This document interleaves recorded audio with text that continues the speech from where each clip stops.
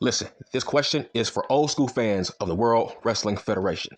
Press the free like button if you thought that it made perfect sense for Triple H to run over Stone Cold Steve Austin with that car over Rikishi, based on the fact that Triple H wanted to be the top guy of the company, so he took out Stone Cold Steve Austin. That made perfect sense.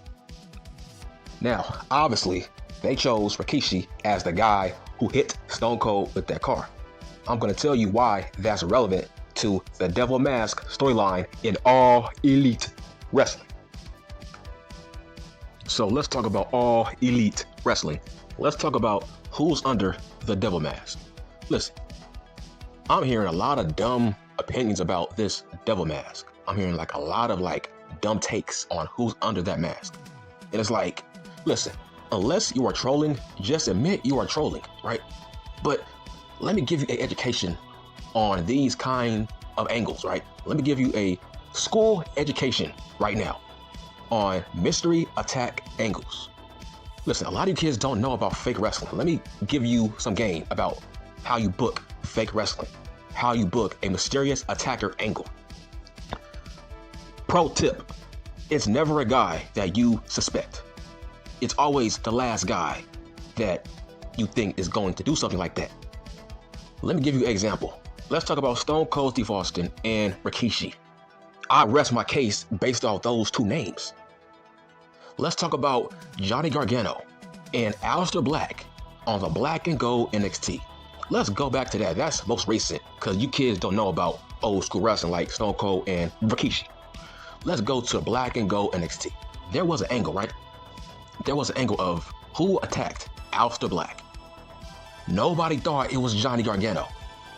He was the last person on everybody's suspect list. Nobody thought it was Johnny Gargano who attacked Aleister Black. Why? Because he was the biggest face on the brand.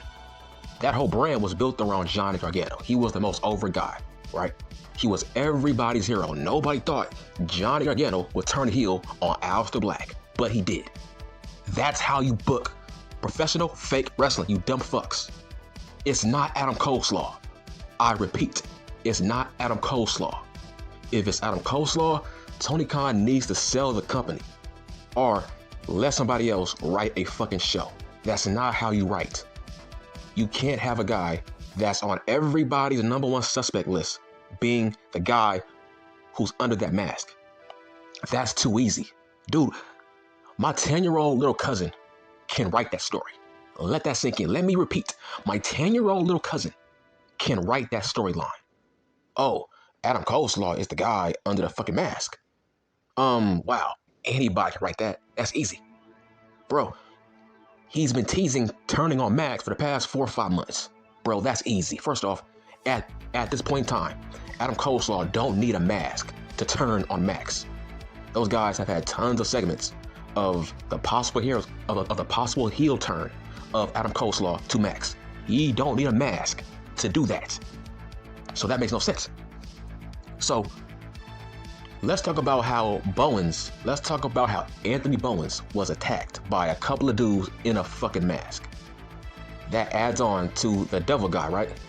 Okay, if it's Adam Coleslaw, why wouldn't he get the kingdom to beat up Bowens? Let me repeat, why wouldn't Adam Coleslaw just get the kingdom to beat up Bowens? Those are his guys. Why wouldn't he do that? Because when Adam Coleslaw turns heel, he's going to side with the kingdom. He already has a group lined up for him when he does turn, but it's not time yet. So why the fuck would Adam Coleslaw hire 4 dudes to beat up somebody knowing, bro, he has the kingdom to do that for him, right? That makes no sense. So who is the number one suspect? Obviously, it's Jack Perry. Jack Perry is the number one suspect. Nobody knows about the history of Max and Jack Perry 5-6 months ago when he was still Jungle Boy.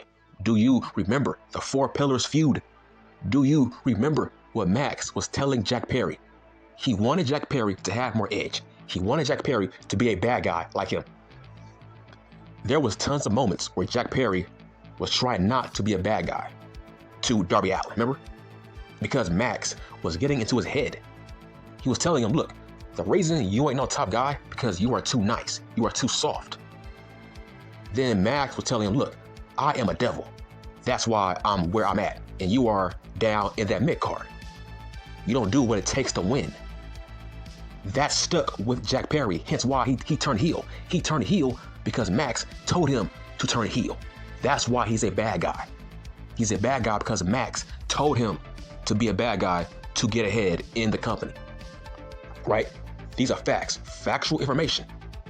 So yes, that makes sense for Jack Perry to be the guy in that mask. Because that means that Max, he made a monster. Max, he created a monster. He told Jack Perry, look man, you gotta be like me. If you was like me, you would be a top guy in this company, but you ain't ready. He told Jack Perry to his face that he's not ready. So, they got history. Nobody talks about that history that they have. That, bruh, Jack Perry is a bad guy because Max told him to be a bad guy like him. So wouldn't that make sense for Jack Perry to be the guy in that fucking mask? It's like, yeah, Max, you reap what you sow. You asked for this. You wanted Jack Perry to be a bad guy. Well, here he is. This is your fault. To me, that sounds like a devil-like storyline. Max, he bit off more than he can chew by telling Jack Perry to be a bad guy. Now, months later, he's the guy under that mask. That's a great storyline. That's what Max wanted. He asked for that. So that's karma, right? When you are in a devil-like storyline, you have to add karma to it. That's his karma. Jack Perry is now his devil, that he turned into a devil. That makes sense. And Jack Perry, he's due to come back. I heard that Tony Khan, he gave him a 2-month suspension, and that's about to come up. So it's only a matter of time before, okay, he is ready to be on TV. This is a great comeback storyline for Jack Perry. Listen, when Jack Perry comes back, he needs a storyline, right? Because the fucking last time we saw him, he was saying, this is real glass, cry me a river. That line got CM Junk fired. If Jack Perry would have kept his mouth shut, CM Junk would still be there. So in hindsight, he got CM Junk fired, which makes him the biggest heel in the company. Just imagine if Jack Perry never got suspended. He would have got booed out the building the next week he showed up to Dynamite. So you gotta take advantage of that heat. People still hate Jack Perry for getting CM Junk fired. So Tony Khan, man, is going to take advantage of that heat. If he is the devil, then yes, he will be the biggest heel in the company. Because now he's going to feud with Max, and he got CM Junk fired, the biggest star in the company. Bro, Jack Perry, he needs something to do. He was in controversy with CM Junk. You gotta take advantage of that heat that he has with the audience now. The audience hates him for getting CM Junk fired. So add that on to him being a devil in that mask. Look. Jack Perry is Tony Khan's favorite wrestler. Let me repeat.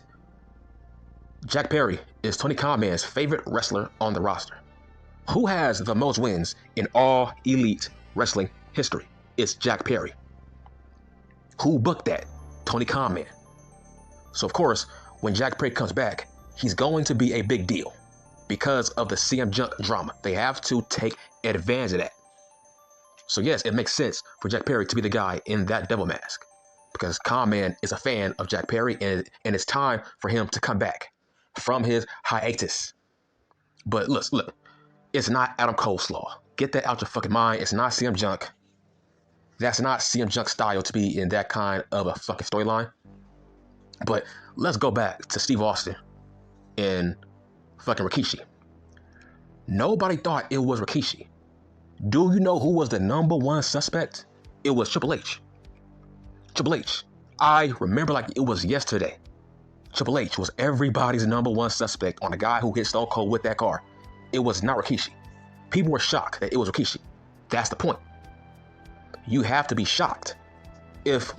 Listen, if it was Triple H, that would be so fucking anticlimactic if it was Triple H.